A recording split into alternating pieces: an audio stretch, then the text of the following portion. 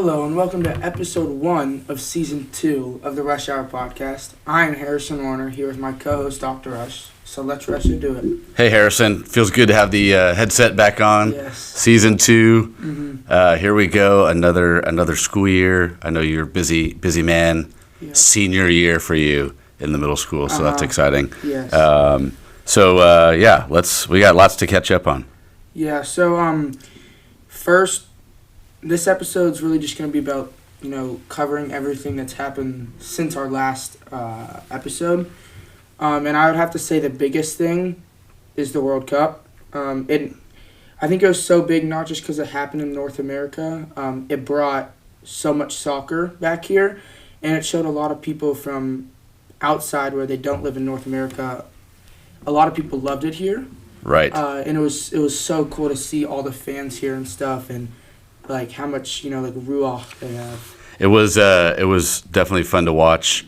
And obviously being in Dallas, we were, kind of in the middle of it. I don't know if you got to get to a game. I did not, but I certainly watched all of the U.S. games with my buddies here, and then watched a handful of other games just for entertainment. But World Cup is always fun, no matter what. But to have it here was pretty special. Yeah, I mean, it's almost like a way bigger March Madness. Right. I mean, there's always games happening, especially in the beginning when it's just like the pool play. There's always games happening, and it was really cool. Not in the U.S. game, even though they had a great run, like the Cape Verde game when they tied Spain, and then they beat Uruguay, and they played Argentina in like the first round where you could knock get eliminated. Out. Right. Yeah. And they almost won, which would have been insane. Insane. Crazy. And obviously, we don't want to spend a lot of time talking about the woes of the U.S. soccer team. Yes, they did. They had a great showing and all of that.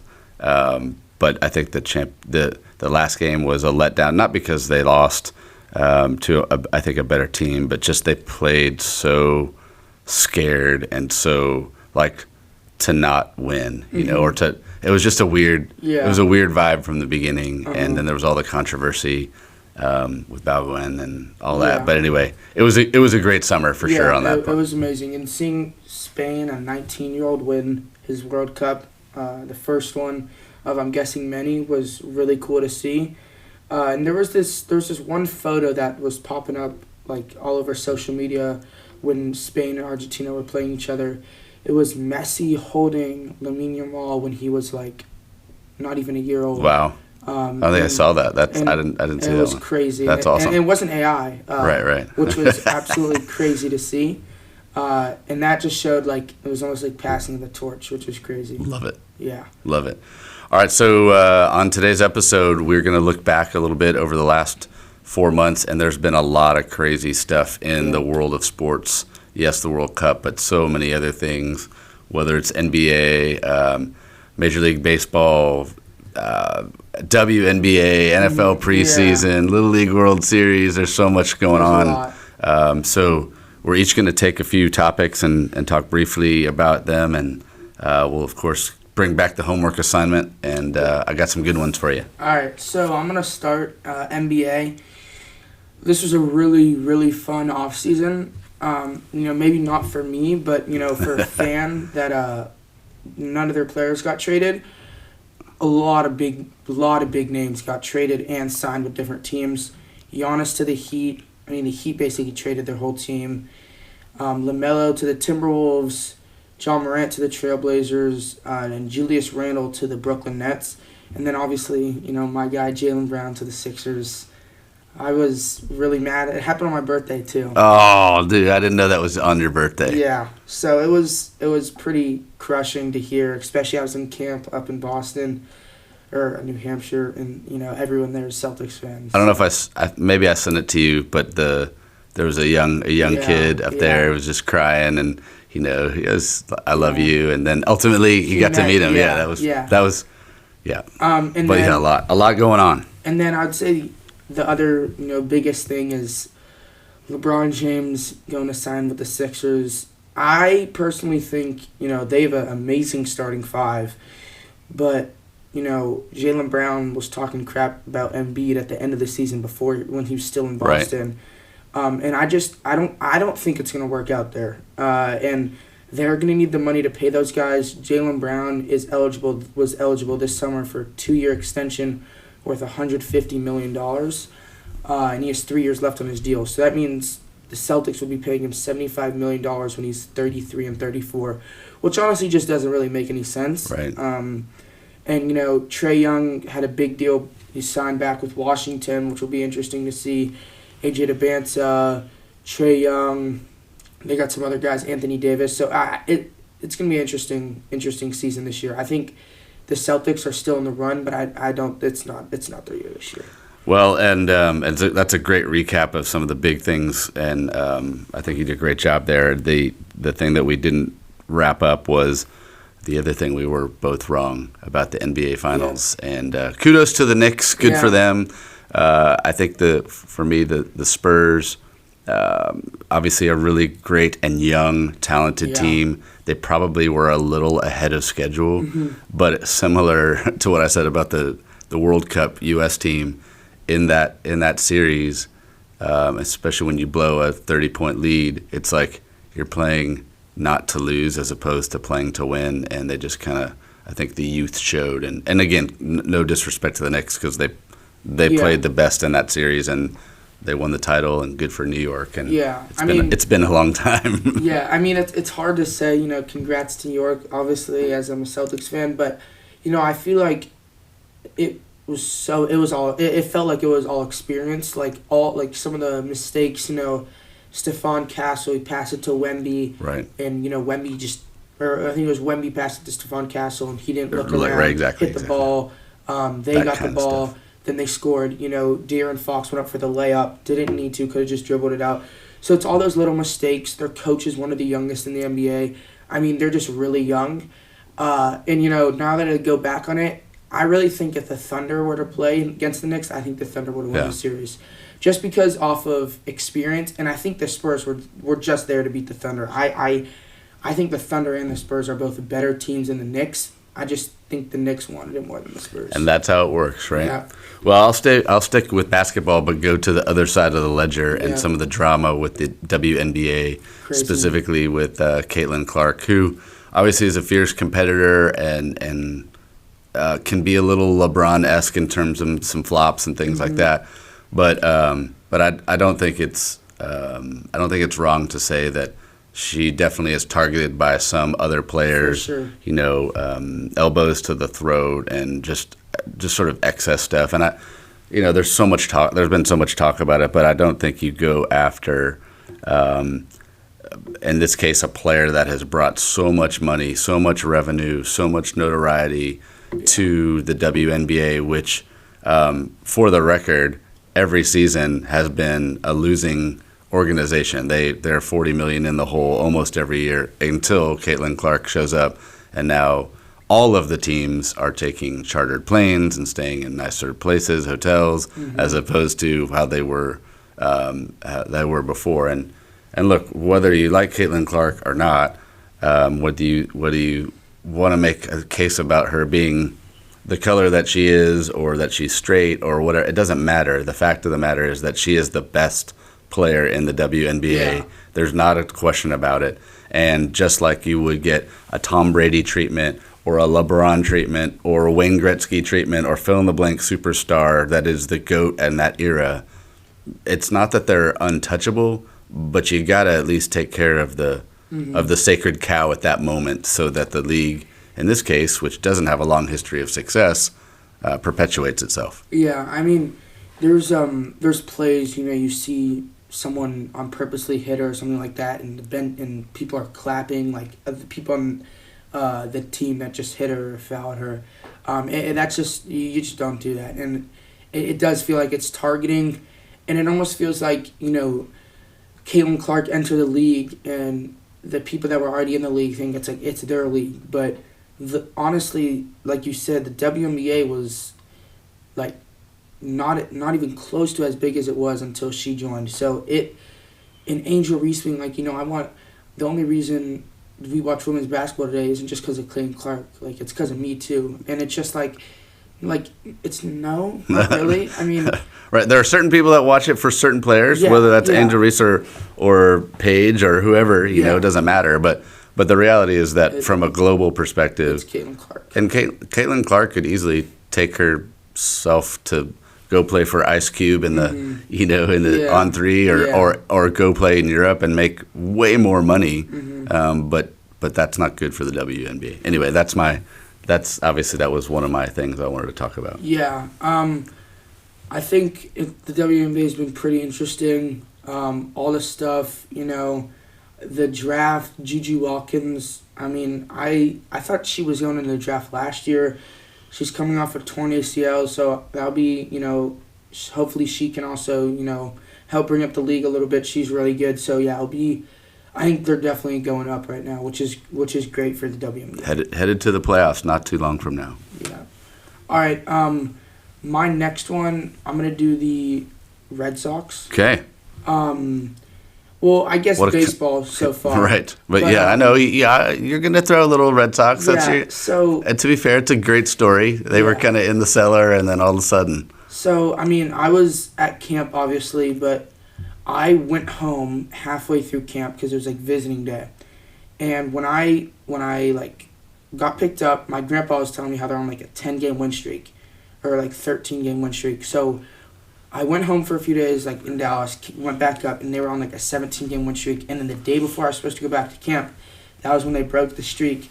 But it was crazy because at camp, listening to everyone talk about it, it was almost like they didn't know like how crazy it was. But I mean, it was one of the best win streaks of all time, which was absolutely crazy to see. Most historic, worst to wild card comebacks in franchise history. They were at 32 and 46. Won 17 straight. It's crazy. It's absolutely wild. And they made some trades and all the good stuff. And in their past 50 games, they're 36 and 14. What's crazy about where we are with about a month left in the season is that the AL East might have as many as 4 teams make the playoffs, which is crazy. It also shows the strength of that division. And on the other side of the ledger, the AL West is not pretty when you've got the leading teams are right at 500 or just under 500. Yeah. The Rangers and the Astros. And honestly, I think now that the Mariners are getting healthy, I think the Mariners are the best team in the division. I would have said that at the beginning. So I wouldn't be surprised if they come all the way back and neither the Astros nor the Rangers make a wild card, and it's the Mariners that go in as the only AL West team. Yeah. And also a cool stat I saw.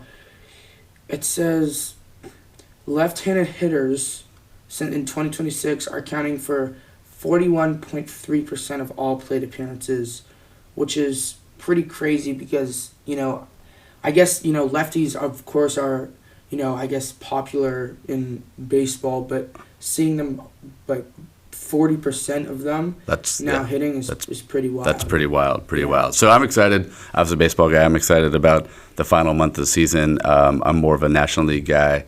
I watch all kind of baseball, but National League is also interesting with the Phillies, and now the Padres are finally got healthy and they're coming on. The Dodgers kind of struggled there for a moment. They had a 7 or 8 game losing streak after trades, after they got Skubal from the Tigers. But I don't know. I get excited about the postseason baseball. That's what it's all about. And one more thing about the Dodgers. The same owner of the Dodgers, Mark Walters, is the guy who just sold the Lakers. Right. So that was another big story that we, I guess, forgot. But the Lakers, selling, and the Buss family with their 5 kids, and one of them wants to keep their share. Everyone else, it's a crazy story. Well, it was some crazy amount some $1 billion. He bought it for 10 and sold it for 12. It's crazy. Yeah. Crazy. All right, here we go. All right, Harrison. I know it's been a few months, and I'm gonna give you a little homework assignment. Today's topic is second seasons. Okay. All right, so we're in our second season of doing the podcast. Yeah. And so I thought I'd throw together 3 quick trivia questions for Okay. you of second seasons. And we're going to start, these are individual Okay. second seasons in major sports. So we'll Okay. start what I think was the easiest and maybe go to the hardest for you. Okay. All right, so we're going to start in the NBA. Okay. In his second season, he averaged 31.7 points per game, 16 rebounds, 3.3 assists, shot 58% from the field, led the NBA in scoring, won the NBA MVP, won the NBA championship, and the Finals MVP, and in the regular season led his team to a 66-16 record. What second season person am I? And this is all time, right? As all time. Jeez. It is not in your lifetime. Yeah, I know. I think it either has to be Wilt Okay? or Russell. Now that's what I'm thinking because the 16 rebounds. It's not LeBron or Jordan. It is neither of those. I'm gonna go Bill Russell. You may know him as Lou Alcindor, but it is It's Kareem. It is Yeah, Kareem. okay. Yeah, that was Milwaukee. That was he led okay. Milwaukee to the title. So, all right, it's a tough one. Lots of good guesses there. The other guesses were very close because they're so similar. Yeah. All right, the second we're going to go NFL. Okay. In this person's second season, he threw for 5,084 yards, 48 touchdowns. He won the NFL's MVP. He led his team to the Super Bowl. They did not win, but they did go to the Super Bowl. He had a 108.9 QB rating. What's interesting was the 48 touchdowns was 12 more than the previous record of 36 in the NFL at that time. He was the first quarterback ever to throw over 5,000 yards in a season. This is all in his second season. And by the way, when he took this team to the Super Bowl, that's the last time that team has been to the Super Bowl. Jeez. Okay, so it could not be Brady. Last time this team went to the Super Bowl. So this is not Most my- importantly, 5,000 yards, and it was his second season in the NFL. This is not my lifetime. Correct. Yeah. Okay. No, the 49ers have been to the Super Bowl. This is their last appearance or last win? A last appearance. Last appearance. Is it? I mean, when was the last time the Jets went to the Super Bowl? No, I don't think it's Joe Namath. Jeez. Yeah, no Namath because he wouldn't have thrown for 5,000 Yeah. yards. It was good, but obviously they weren't super passing. The guy in the Steelers. No, I don't. The answer is Dan Marino. Oh, I could have got that. Dan Marino. Yeah, your division. Come on, man. Yeah. All right, last one, Major League Baseball. You may not know this guy. This is hard. 5,000 yards, Dan Marino. Yeah. Jeez. Never won a Super Bowl. All right, so this guy, in his second Major League Baseball season, it's a pitcher. He went 24-4. That was his record on the mound. Had a 1.53 ERA. He struck out 268 batters. Harrison, I know this doesn't happen anymore, but in that season, he threw 16 complete games, 8 shutouts, had a 12.2 win over replacement, and he won the pitching triple crown, which is ERA, wins, and strikeouts. He led the National League. He won the National League Cy Young. He finished 4th in the MVP. The stat did not exist back then, but they calculated it. The ERA plus, which is he had a 2.29 ERA plus, which means he was 129% better than the average pitcher that year. While his team won 98 games back in the day, there was not a wild card. So this is in the 80s. Their team won 98 games, but the Cardinals won 101, and so that team did not. The New York Mets did not make the playoffs that year. So who am I? Oh, gosh. This was in the 80s? It is. I have zero clue. So Dwight Gooden is his name. One of my favorite players, actually, Okay. of all time. He wore number 16, which is also why I wore 16 in high school and forever. Oh, really? He was an unbelievable pitcher, great curveball, threw hard, ran into some drug problems in the 80s, but was awesome. He ended his career with the Yankees, threw a no-hitter with them. So Dwight Gooden. There you go. Wow. There's the three. All right, I'm going to keep going. So I want to talk about the NCAA and their Okay. ruling in June about fifth-year players. That is, they allowed an athlete to play 5 seasons in a 5-year span. They did not grandfather certain players in who were in the sort of pipeline or had injuries or whatever. And then, of course, most recently, now the ability for players that got cut from an NFL team in particular to go back to school and play college. And this week, the Big Ten, and then I think yesterday the SEC said the conference will not allow that. And so once again, the NCAA has made a mess of this, but actually, I think they did the right thing. There was no perfect way to solve this, but to sort of consolidate so you don't have guys playing 7, 8, 9 years of college football in this case, I think they made the decision. The problem is, how do you sort of grandfather the guys in that were already in midstream? There was a dozen of them. The NCAA has got all kinds of lawsuits filed against them. They can only play 4 years. They can play over a 5-year span. They can play 4 or 5 years.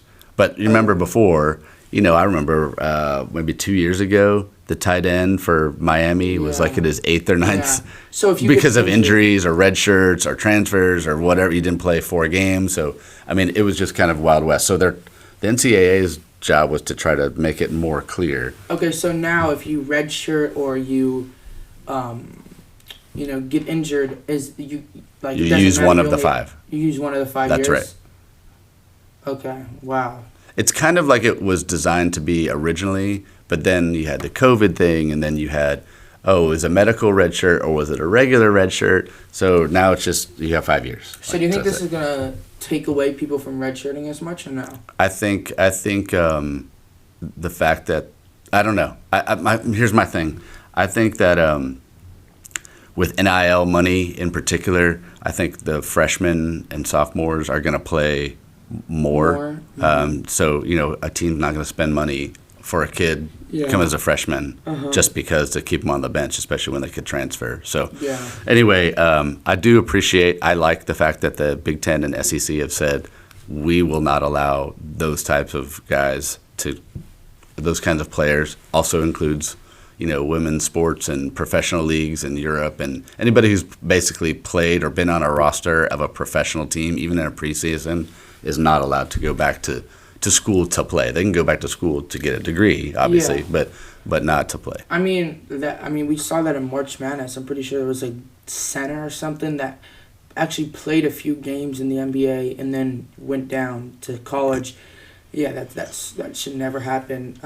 So here we are. Yeah, and also I saw a thing earlier this summer. It was looking like the SEC was looking to break off of the NCAA. Was that true? Like they were looking to do that? I think there was conjecture, and the SEC commissioner said, no, that's not the case. I don't think it's far fetched to predict that will happen at some point.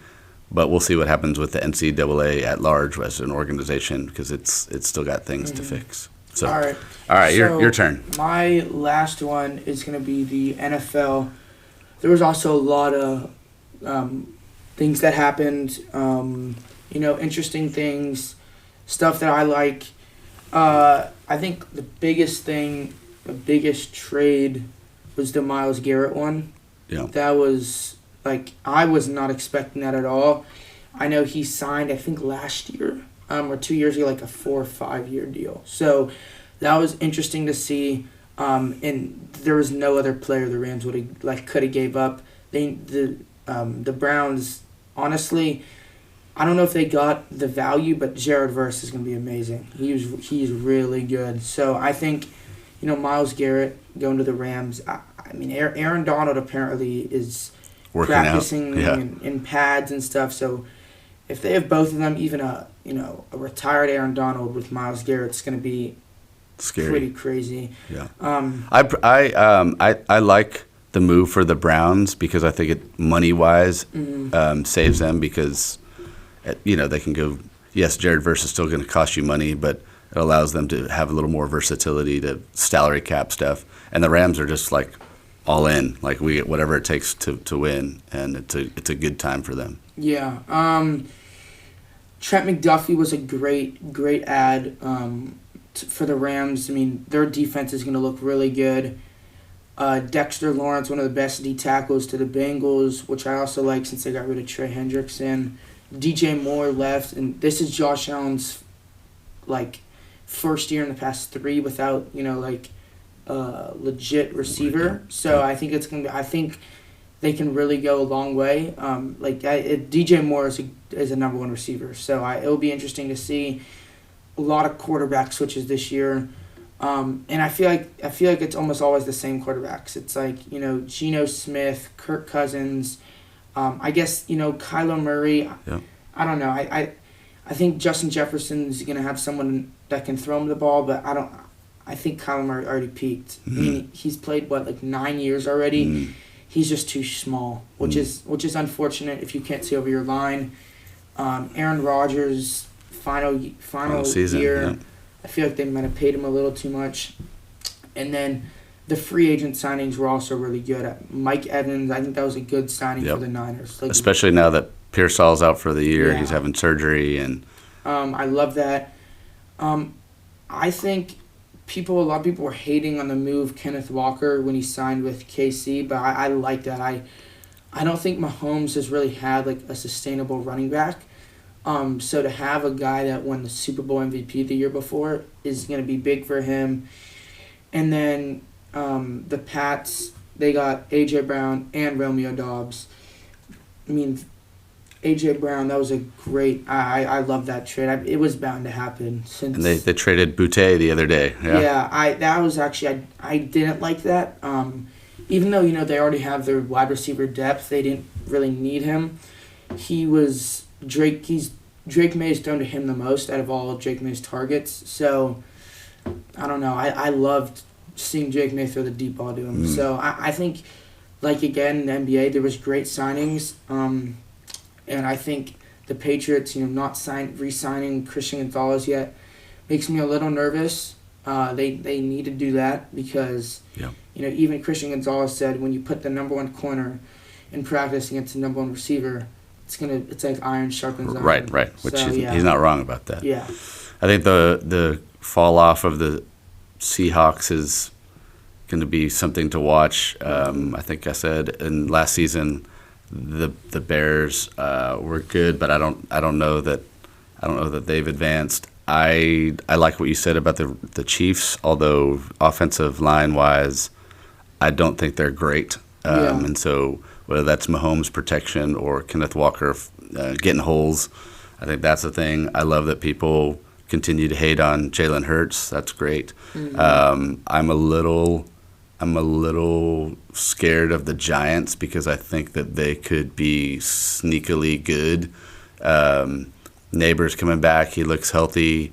Not that Odell Beckham Jr. is a young, spry person anymore. But offensively, that Scatterbo's healthy again. I mean, they've got some weapons. And then, of course, everybody thinks that the Dallas Cowboys are going to win the Super Bowl this year. There's been real things that, people think they're going to do something this year. So it'll be interesting to see. Like I said, I like the Giants pick. I think they have They have a good coach. They have a lot of young talent. They do. So yeah, it'll be fun to. It'll be fun to watch. It'll be great. As an NFC East guy, I'm a little concerned. Yeah, I think the Eagles. Losing A.J. Brown, you guys got a nice receiver in the first round. I think the Eagles are going to be pretty good this year too. So it's new offense yet again. Another offensive coordinator, eighth one in 9 years. So there's not Well, in my opinion, I don't see a single like team that's I'm like, yeah, they're gonna win the Super Bowl this year. Which is what you want. Yeah, want that's to, what you want. exactly. So yeah. All right, last topic for me. I don't know if you watch the Little League World Series again. I'm a baseball person. Yeah. A lot of fun, always good. I hate it when a shortstop makes an error and he cries because he's 11 or 12 and he should because it's a big moment. So that part's sometimes hard to watch. But do you know about Kinley Rasmus? No, I didn't know. Kinley Rasmus is a young lady on one of the U.S. teams. She plays for the team out of Alabama, and she's a force, man. So on the mound as a pitcher, she tied the record for most strikeouts in a Little League World Series. Wow. And then at bat, she has the most hits by a girl. There's like Monet Davis back in the day. There's a whole movie about her. She tied that girl's record, that woman's record. Okay. There's a whole Kinley is like got this whole thing going where a bunch of girls in the stands, young girls, are like watching her, and they have a Fear the Bow t-shirts on, so it's a whole thing. It's fun to watch.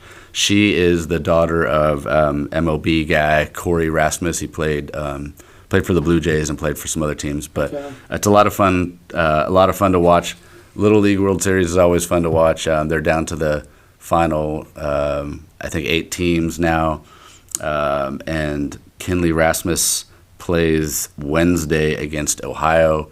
So if you get home and that's on, you should watch it. She's pretty awesome. Yeah. No, that sounds great. I will. That sounds crazy. Yeah, she's really good. So. Yeah, it's always cool to see like really like young people, even younger than me, play in a stage where it's nationally televised. It's awesome, and the history of the Little League World Series has always been that way. So. All right, so we did it, Harrison. Yeah. Episode 1, Season 2. We'll be back in a week or two and probably talk college football for sure because that's getting started, among other things. And obviously, Season 2, we've got some other things planned and other special guests and all kinds of topics. And if you follow us on Spotify, throw a comment in. Tell us what you want to. What do you want us to debate or who you want us to have on, and we'll go from there. Yeah, great to recap all the sports so far. All right, man. Everybody have a great day, have a great week. Thank you. And we'll see you next time.